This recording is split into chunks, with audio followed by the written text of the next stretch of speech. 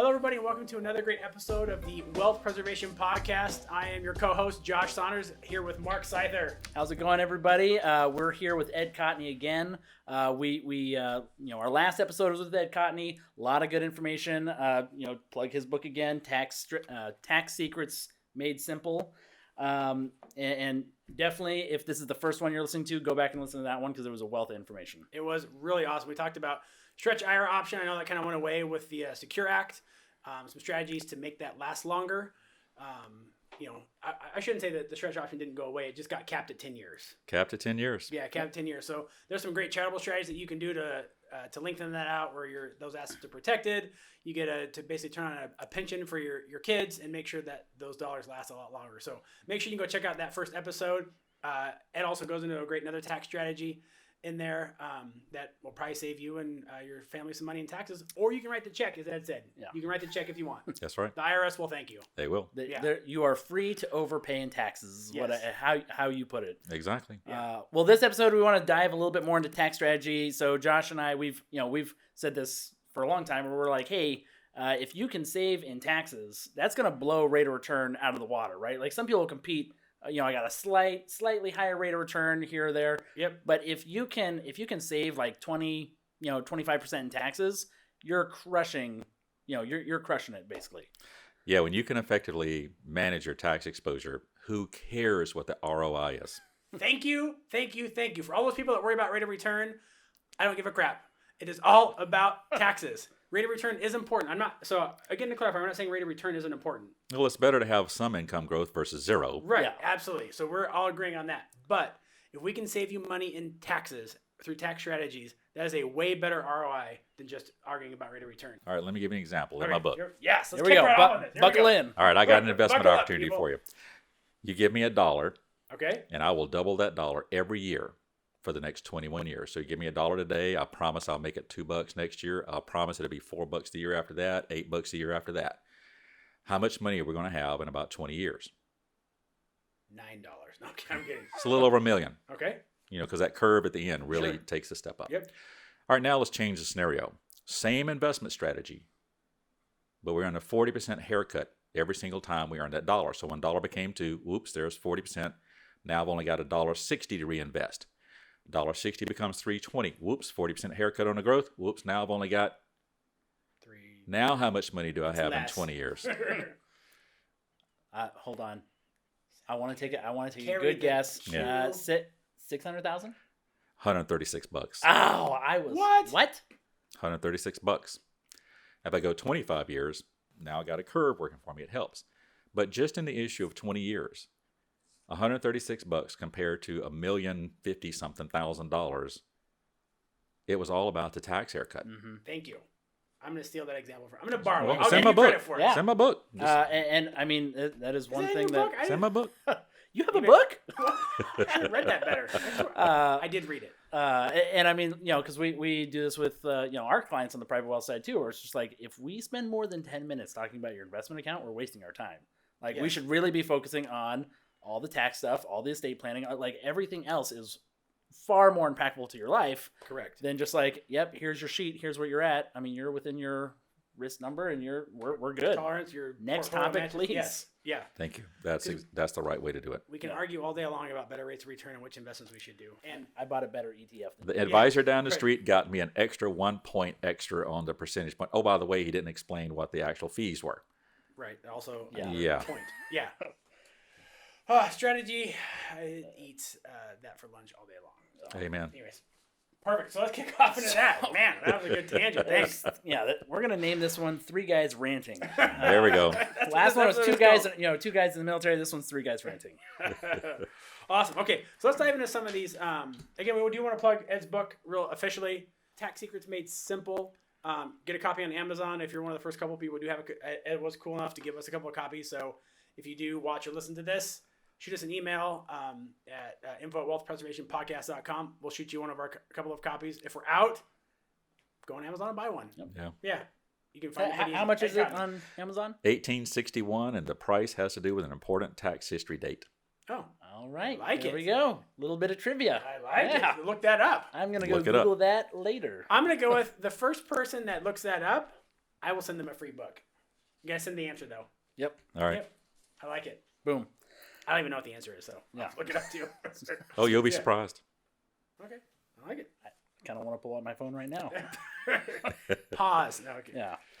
Looking into the future, do you think that taxes are, and you can say if this even matters, maybe it doesn't matter, do you think taxes are going to stay the same? Are they going up? Are they decreasing? What do you think, and why should people care? The answer is yes. To all three. All right. They're going to go up. They're going to go down. They're going to stay the same. In fact, what's funny, under the last Tax Cut and Jobs Act we did in 2018, when I ask people that question, when I do a seminar, I'll ask, who thinks taxes are going to do what? And it's funny when I point out to them, we just changed the tax code in 2018, and technically the rates went down. Right. And I mean a lot. Yeah. And then the people will go, well, I don't feel like the taxes went down. I'm like, exactly. Because you as a consumer, you always focus on what the tax rates are, and you never ask the question about what is an allowable deduction. Yep. That's the game, is what can you claim and what can't you claim.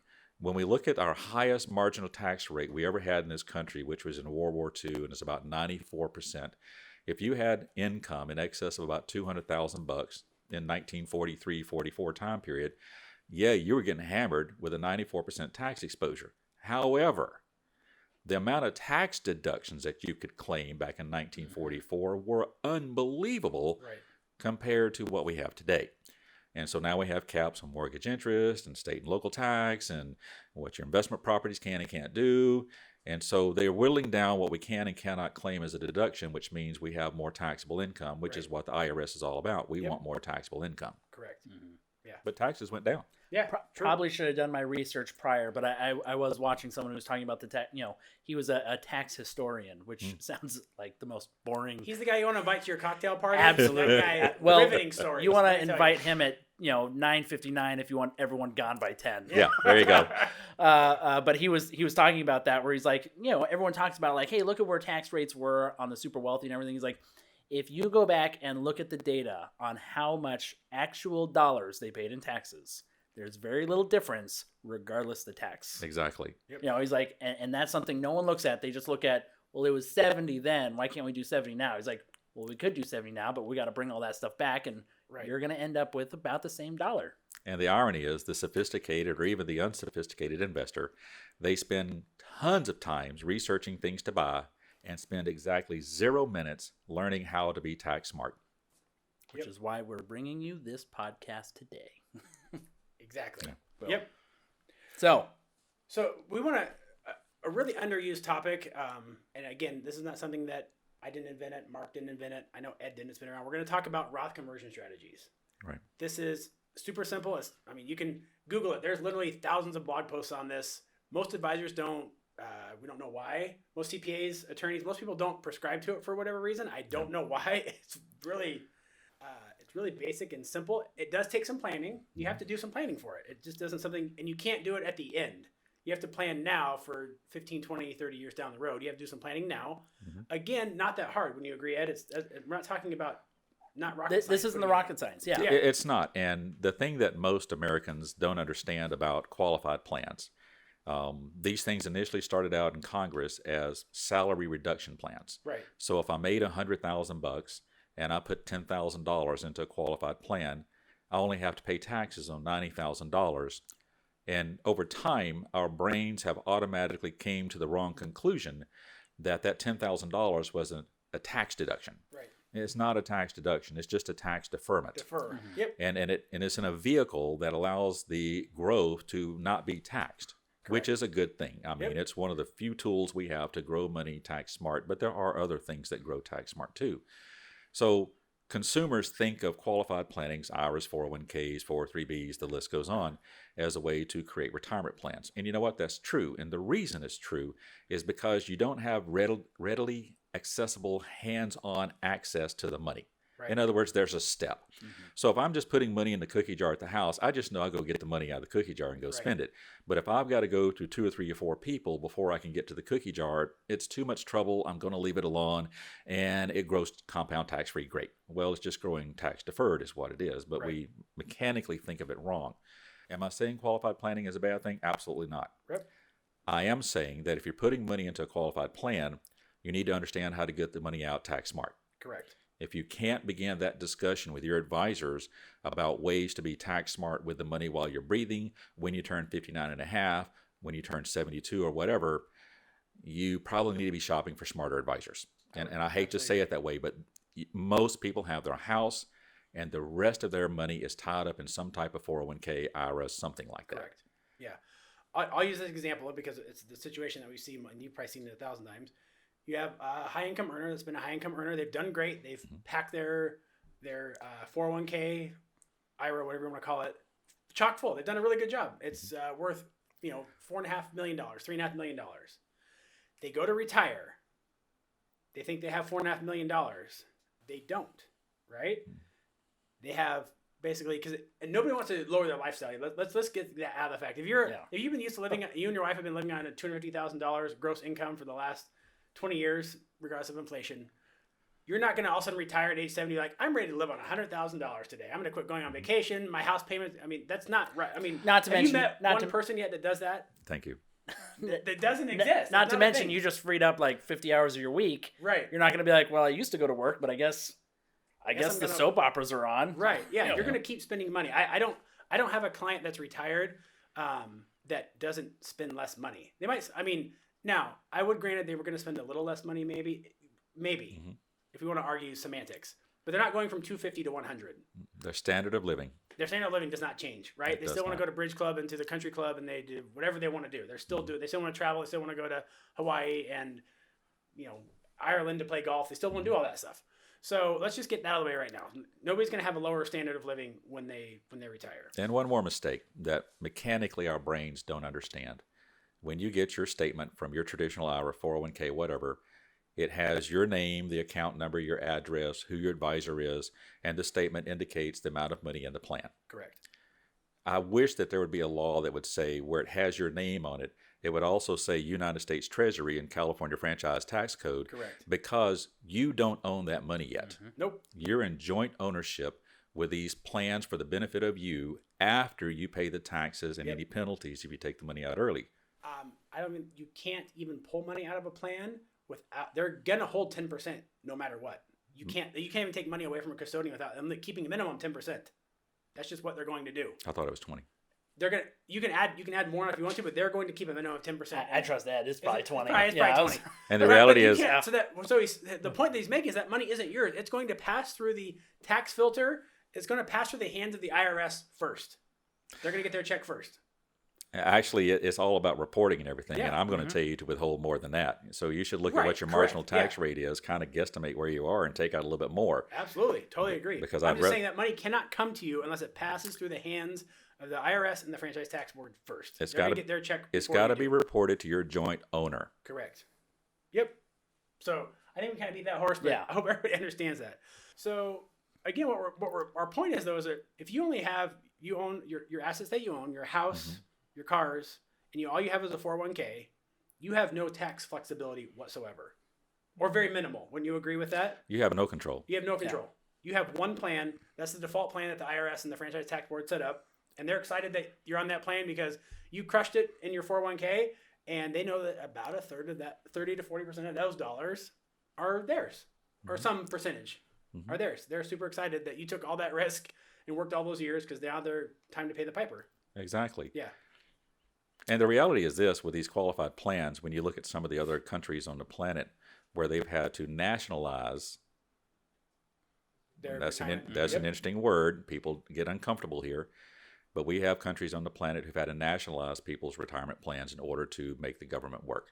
So they technically own a portion of those qualified money. So here we are with $24 trillion in these qualified plans.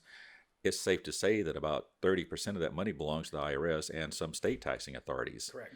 Yep. So if they ever wanted to have their money, could they pass a law and say, boys and girls, we need to take a withdrawal now? How are you going to stop them? Yeah. For people listening, you have to listen to this. This is super important. You can't have all your eggs in one basket, whatever analogy you want to use. You need to diversify your buckets into different, not rates of return, into different tax buckets. What I guess would be. And it is so easy, and I do this with some other areas of my life, but it is so easy to just keep kicking the can down the road. Yep.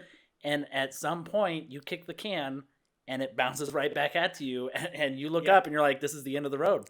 Like I have no, you know, I can't kick the can anymore. yeah, can't See, get- and I'm okay putting money in these things, kicking it down the road, Sure. but get proactive and start Yep. looking at what your options are to be tax smart with this tax bomb. Correct. Yes. Again, we're not saying don't use 401k IRA plans. They're great. Defined benefit. They're all great plans. There's a Great great way to plans. defer tax. You need to just have a strategy going forward on how you're going to withdraw that money out. Wouldn't you say that? From the very first day. Perfect. So let's talk about some of those. That's great. So we're going to talk about this Roth conversion strategy. We're going to try and solve this problem, right? So Ed, what are some of the ways that we can solve this problem? And I know there's a multitude of them. Let's hit on 2 or 3 of them. Well, first Yeah. let's break down, you know, because I know you know, some of our listeners and a lot of people have said like, oh, I make too much for a Roth IRA. Right. And you know, so the Roth conversion strategy a little bit different. So how about we elaborate on that first, and then we'll go into, you know, just so that you don't tune out as soon as you hear Roth, Right. because Lots- you think it doesn't. Lots and apply to lots you. of rules. You know, the Yeah. IRS has plenty of rules that regulate how fast we can do whatever. Sure. And there's no way we can cover all those rules No. in No. 2 or 3 days. The Okay. tax code 80,000 pages, so we're not going to cover that. So the key thing is, let's say that I'm entering retirement. I'm 64, 65 years old. I'm trying to decide, should I start taking Social Security or not? I'm looking at my IRA balance. Maybe it's got $350,000 in it. This is where you need to sit down in front of somebody that actually has a software where you can plug in these calculations, everything else that you have going on, and let these software systems actually help you figure out what you should and should not do. Yep. It's just math, people. It's not not that complicated. It's just math. It's math, and it takes what your objectives are as far as what you plan to do as a consumer now retired, and it helps you figure out, should I take Social Security now or not? Should I defer to get the 8%? I mean, all of those things become critically important until you get to be about 70, Sure. and you miss that window. Yep. So between the ages of 59 and 70, you need to be annually talking to your financial team about what's the smart thing to do about my qualified plans and my Social Security and all of those things Correct. to have something work in concert. Yes. And the only variable you're going to have here is how much money do you have in there and what's the current tax code. Yep. It is truly that. Yes. When you look at our current tax code, which is really a great thing right now, and people start talking about, well, Roth conversions, etc., it is something you want to consider, because if you're going to be in a lower tax code as far as your income post-retirement, there's a sweet spot below 24%. So let's say that I've made the decision that I'm concerned that taxes in the future are going to be higher, which means money coming out of my IRA could be subject to a higher haircut. And as we discussed in the last program, if I have Social Security coming in, I could end up in a higher tax rate where up to 85% of my Social Security might get taxed because of my IRA distributions to me. Yep. So while we're younger, maybe we want to start looking at converting part or all of those qualified plans into a Roth. Correct. We are going to lose some money here. Yep. You have to pay taxes. You're going to We're lose. not magic here, people. We can't make the taxes go away. And this is what we try and tell people who do bring up the like, well, now I'm just paying the money now, and it's like, but do you want to control when and how much? Well, like, do you want to control, because we know what the rules are till 2025. Correct. Yes. So if you're under the belief that after 2026, we're going to have a new income tax code that's going to be horrible, you've got 5 years to do something. Yep. If you believe that. Now, if you believe that the taxes for you are going to go down after 2026, and basically you won't have to pay any taxes, you don't need to do anything. Yeah. But in order to sleep every night, knowing what a current tax code is and what your specific situation is, does it make sense to have this discussion? And then once you have the discussion, should we do it? Yeah. And that's where you have to start making intelligent choices based on informed decisions. Yep. That's where you get to go, this makes sense, let's do some conversions. Because if I pull out, say, $15,000 a year from my traditional IRA, pay some tax, and then we put it into a Roth, what's the taxes on my Roth? It's zero. Yeah. When my kids inherit my Roth, what's the taxes on that? Zero. Right. When my kids inherit my traditional IRA, they get to pay taxes on it. At earned income tax rates. And if you want an extended answer on that one too, our last episode, we talked about all the issues that come along with all of a sudden having an inherited IRA that, you know, kids may get themselves in a pickle and you might lose a ton of money in taxes. Yeah. Correct. It's one thing to lose money in a lawsuit. It's another thing to lose money in a lawsuit that you got to pay the taxes on. Right. Man, that is just a double hammer. That's double losing right there. It's bad. You're going to pay your creditors and you're going to pay their taxes. Yes. That's So bad. retirement planning in this country has never become more complex than it is today. But the cool thing is, When you're sitting down in front of a smart advisor with software systems that can run calculations and numbers for you, that's when you can really start doing some good, because if you're planning on living, it makes sense. Yeah. If you're planning on dying in 2 or 3 years, you shouldn't do anything. Right. Just ride this gravy train till Yeah. 2025. So Ed, we were just talking about this client, whether it be one of those high income earners that's done really well. They put money like they should into their 401k. They're an airline pilot or a attorney, doctor. They have $4.5 million in their 401k. They're 70 years old. And like we talked about, they don't want to change their lifestyle at all. They've been living on $250 a year, and they don't want to live on $100,000 a year. Yeah. They want to keep their standard of living up here, right? Their wife still wants to get her hair did, and they want to do all that kind of stuff. So they only have one strategy, which is take their money out, pay the tax at their marginal tax rate. What advice, if we could rewind the clock and talk to that 70-year-old doctor, attorney, airline pilot, high income earner, what advice would you give them to make sure 70 looks a lot different for them? Well, you just asked a loaded question with 2 barrels. Perfect. That was what I was shooting for. Huh? All right. Get it? That's what I was shooting for. Dad joke. All right. So There's gonna be more of those. let's say that you're a well-educated, well-funded, great generating income machine. Yep. There's this doctor back east that has killed it, divorced many years ago, estate $17 million, and he has $2.5 million in a 401k. And it just got brought to his attention that his $2.5 million when he dies is first includable in his overall estate for estate tax purposes. Yep. Let me make this a simple one. Right now, the tax code says that when you die, the first $11.4 million and change of your non-qualified assets goes to your children, step up in basis, tax-free. Yep. Mm-hmm.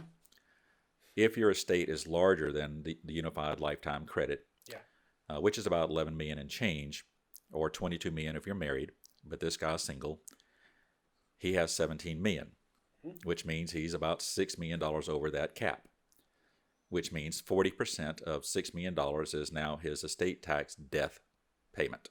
Great. So if he dies on us today, the 706 tax return and all the valuations and everything is going to determine that he's got to pay 40% on 6 million, which is going to be, close to $2.8 million. Real money. Yep. Cash. All right, we haven't got to the fun part. Remember that IRA, 2.5 million of that is part of that $17 million. Mm-hmm. So it's getting a partial haircut here too, isn't it? Then whatever's left in that IRA goes to the children, so it can be subject to the kids' ordinary income tax. And in the great state of Ohio where he is, the total tax on this puppy is 76%. Here in the great state of California, if you die subject to estate taxes with qualified monies, it is 81%. Yes. So how much money... Enjoy the weather, folks. Enjoy the Like weather. that we're number one. Yeah. So how much money should you be putting into a qualified plan if you're subject to estate taxes and it's going to get popped at 81%? Not another dollar, should you? Nope. Unless you figure out how to play the game. So clearly for this guy, who's a physician working his butt off, still putting money in his 401k, the question has to be asked, is there a way for us to start liquidating that 401k, even though it's going to be a taxable event, in order to create greater value? The goal for this guy is to make it so that when he does die, his taxable estate is below the lifetime unified credit of about $11 million and change. Mm-hmm. That's the goal. Sure. But the number one problem we have here is that IRA 401k that he has is a double tax hammer. So clearly that's the one with the greatest tax and wealth risk to him and the family. Now I get it, as a physician, having money in a 401k, it's got a great degree of asset protection on it because of all the ERISA rules. I get it. Yeah. But he's 74, getting ready to retire. So if he has no trailing lawsuits, then maybe we can start doing some kind of conversion strategy. There are several ways to do this, whether you're dealing with a $17 million estate or maybe your estate is $800,000. The point is, it's a calculation based on age and revenue models and Social Security and all this stuff. This guy is eligible for Social Security too. Yeah. But He's for paid him, a lot into it. Yeah. Yeah. But for him, he's going to be an 85% provisional tax hit on his. There's nothing we can do for that unless he's just going to be absolutely broke. And that's just not in the cards. So here he is with 2.5 in this 401k. That's a tax disaster. So does it make sense for him to start stripping that money out? Well, if he does start converting that money into something else like a Roth, well, now the issue is we just created a huge tax bill. Sure. Mm-hmm. Yep.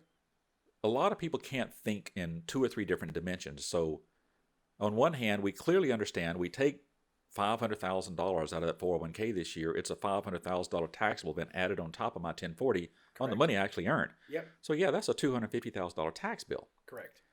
And if we close our brains right there, that's the end of the discussion. Right. Well, remember, we have 365 days each year on a leap year to play the game. Sure. So could we create another deduction? Yeah. So what else can this guy do to create deductions? Again, we have 80,000 pages of tax codes. Let's use 1 or 2 of them. Just 1 or 2. Start putting these pieces together, man. Yeah. Let's. So he can start depreciating assets. He can buy rental properties. He can do charitable planning. I mean, right now, this guy is already doing nothing, going to be stroking a check for about $2.8 million to the IRS charity. Yeah. So since he is philanthropic by law, whether he likes it or not, maybe he could be convinced to do something charitable from a tax planning perspective that can soften that tax bill, taking out that $500,000 IRA, 401k. Mm-hmm. So instead of having a $250,000 tax bill, what if the tax bill is $100,000? Yay! We have $150,000 of tax savings. Now, I just want to talk about rate of return. What rate of return did he get in his 401k? What was his rate of return? Remember, rule number 1, who cares about rate of return? Rule number 1 is protect the assets from lawsuit. Rule number 2 is solve the tax bill. And I don't care what the ROI is. Thank you. Listen to that, people. Listen to that. And that is coming from financial advisors. too. Yes. I mean, Yeah. Right. Yeah. All right. So when we look at the tax code, and you can pull this up on any Google search, Your whatever. tax brackets for 2020. This guy, of course, is in the max tax bracket. For most people watching this podcast, they're not going to be in the max tax bracket. Sure. They're looking at a $300,000, $1.2 million IRA, 401k, 403b. Yep. We're getting ready to retire. What are my numbers going to look like?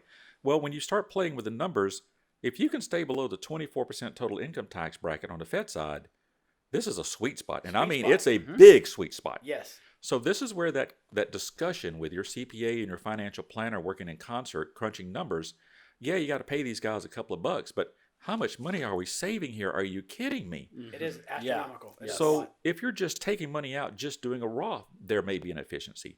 You're taking money out, putting money in a charitable something. Now we got a second level of tax efficiency. We've got some synergy going on, don't we? Yep. And maybe we'll take some money out and put it into Roth. Maybe we'll take some money out and put it into a life insurance policy to cover my long-term care costs that might be down the road. Maybe a life insurance policy for death benefit or cash loan values.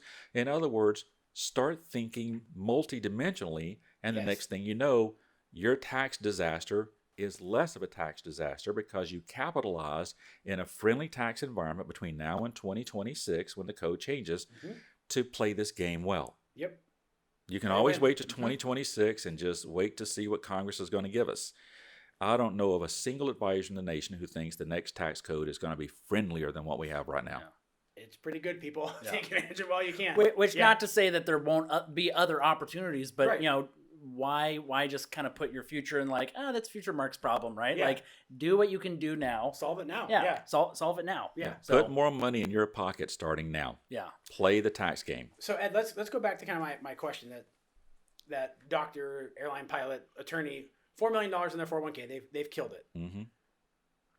Wind that they're 70 now. Let's wind that clock back to age 40. Mm-hmm. What would you advise them to do if they're maxing out they're putting their $55,000 a year max into their 401k, and that's all they're doing today? How would you change that at 40 years old? Now that's another loaded question, which Yeah. we really didn't get into the script. But if I'm 40 years old, then I'm probably going to follow my CPA advice and put whatever limited amount of money I can into whatever qualified plan Sure. I'm eligible for. Yep. All right. So if I'm making $300,000, $400,000, $500,000 a year Correct. as a Yep. professional, that's not even a bug on the windshield. Nope. So now the question becomes what do I do with my after-tax money? Correct. And that's where, once again, we start integrating both charitable tax planning strategies for retirement planning, and we start looking at life insurance in a different way. Correct. And even though I didn't come here to talk about life insurance today, I'll say this. The 99% of the life insurance that people own out there is pretty much just death benefit that's going to go to somebody else. Sure. A better way to deal with life insurance is to learn how to treat life insurance as an asset. I can't say life insurance is an investment because then it would be a taxable event. Right. It's not. Yeah. Yeah. But if I've got money going into my 401k and I've got some money going into a charitable retirement planning system, I've got some money going into some type of life insurance policy that's got some huge benefits that helps me later in life where I can make some loans from it that are zero tax. I did this in a seminar, and this is how I can explain how life insurance works. Have you heard about that new bank loan for retirement when you get ready to retire? You can go into the bank now and just borrow, say, $150,000. And since it's a loan, what are the taxes on a loan?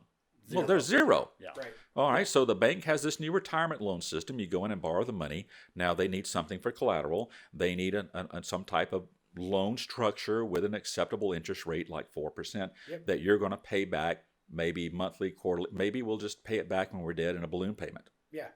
Correct. You can't do that at the bank. Yeah. But you can do that with life insurance.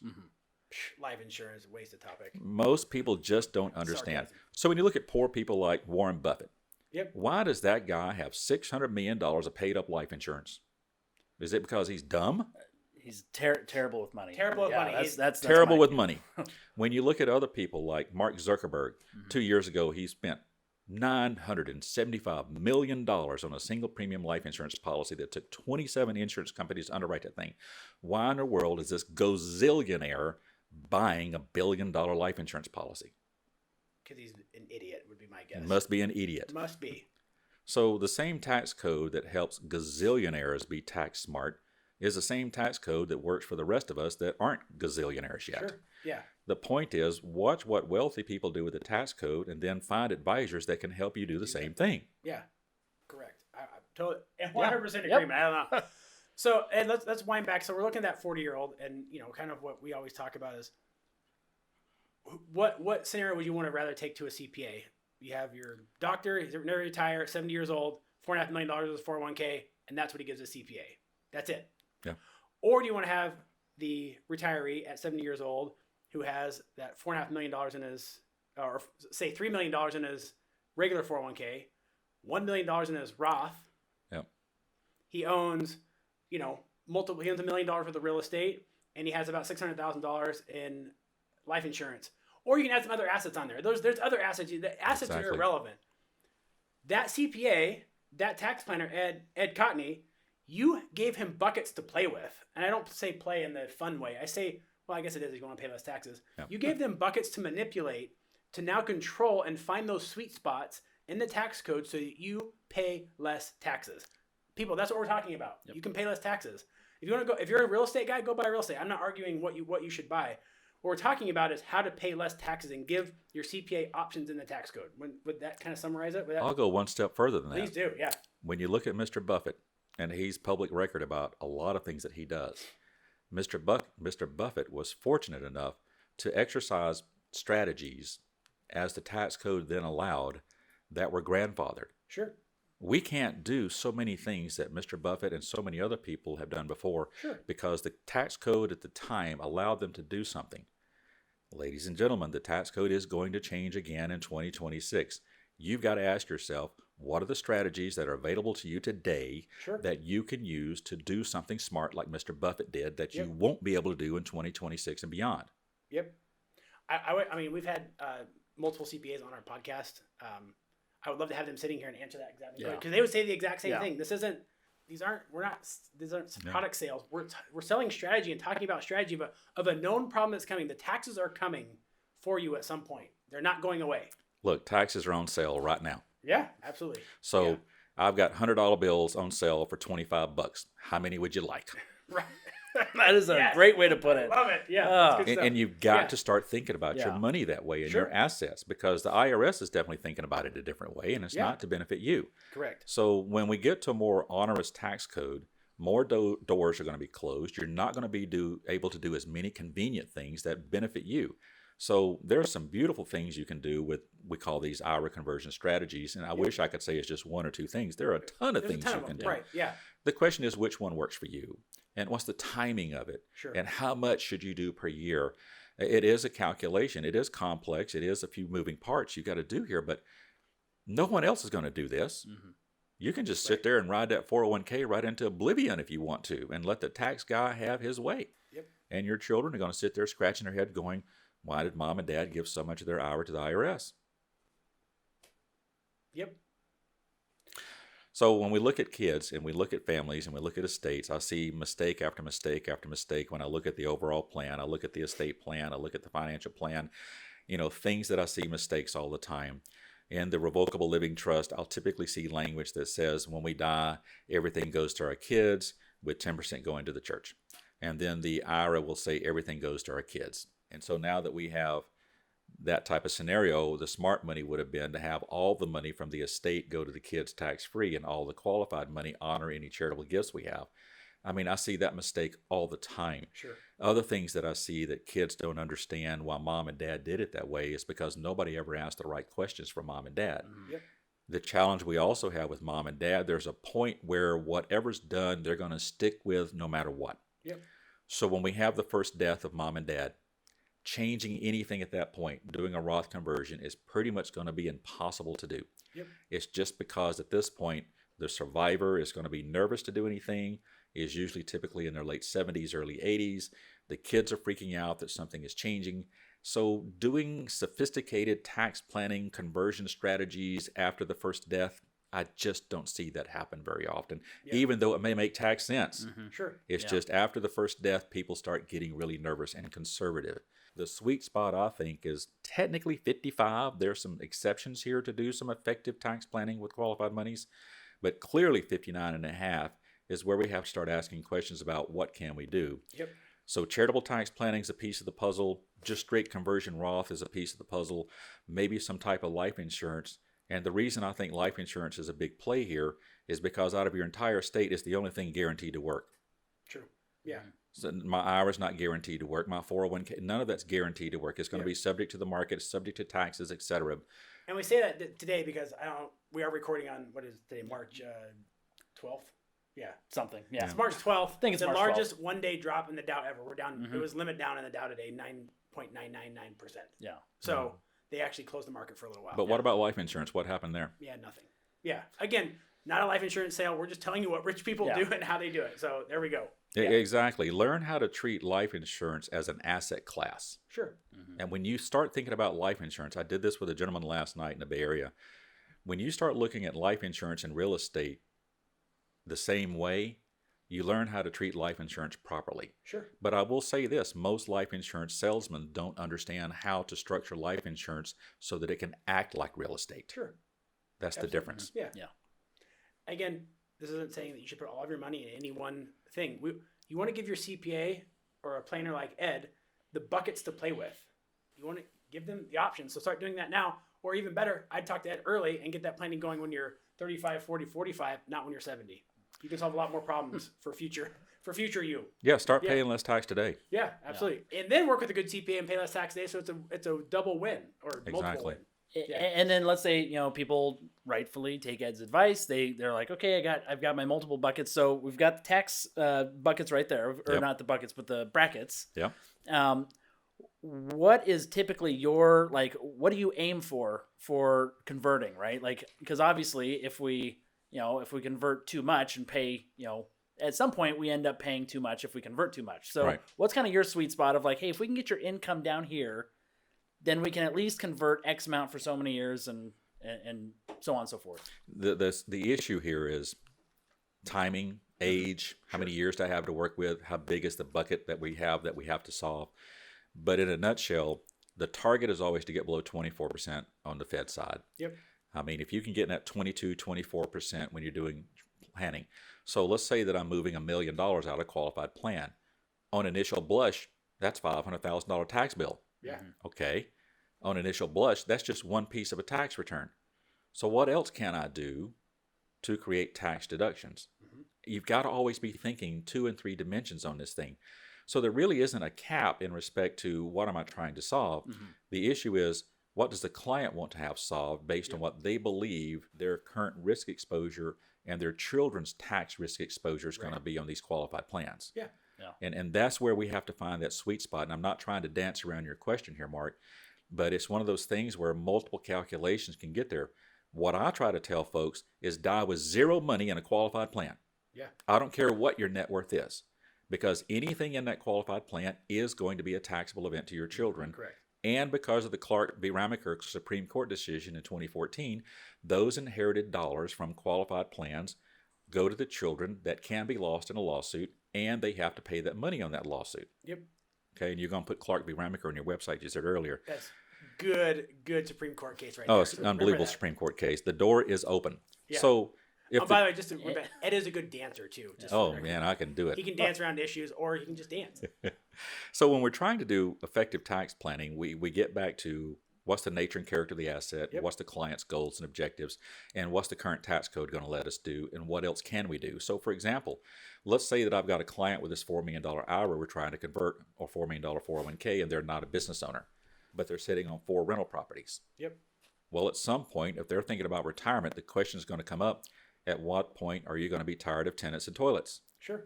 Well, here I am with 4 rental properties fully depreciated. I'm not going to sell those rental properties because, holy cow, it's going to be 42% tax bill. Correct. Long-term cap gains, California, recapture, Obama tax.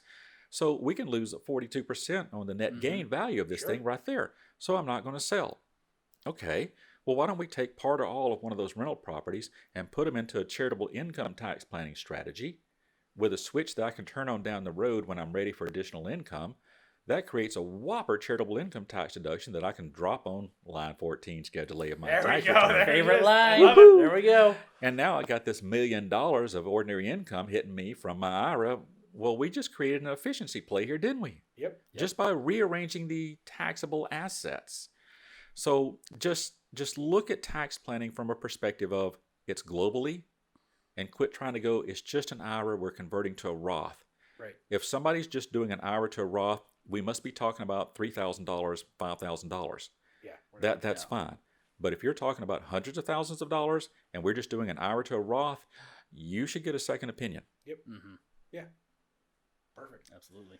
Well, we're kind of in the episode there. We'll dive into our speed round, but this is for those of you that want more information on this. Obviously, we could talk about this for hours and hours. Yeah. There's lots of strategies that we have. Again, Ed's book, Tax Secrets Made Simple. Grab a copy of that. Like I said, we have a couple, so if you shoot us an email, we'll send you that. If not, pick it up on Amazon. Ed Cotney, Tax Secrets Made Simple. Okay, Mark, lead us into the speed round. Yes, speed round, real quick. So we have talked about a lot of charitable planning. Is there a particular charity right now that, like, you know, if you're telling anyone to stroke a check to, that you're like, hey, you should definitely check this one out? Anyone but the IRS. Anyone but the I IRS. love it. Boom. They're not for profit. Yeah. Okay. No, perfect. When leaving an inherited IRA to a child, what is the most common mistake you see? The number one mistake I see on qualified plans is no beneficiary.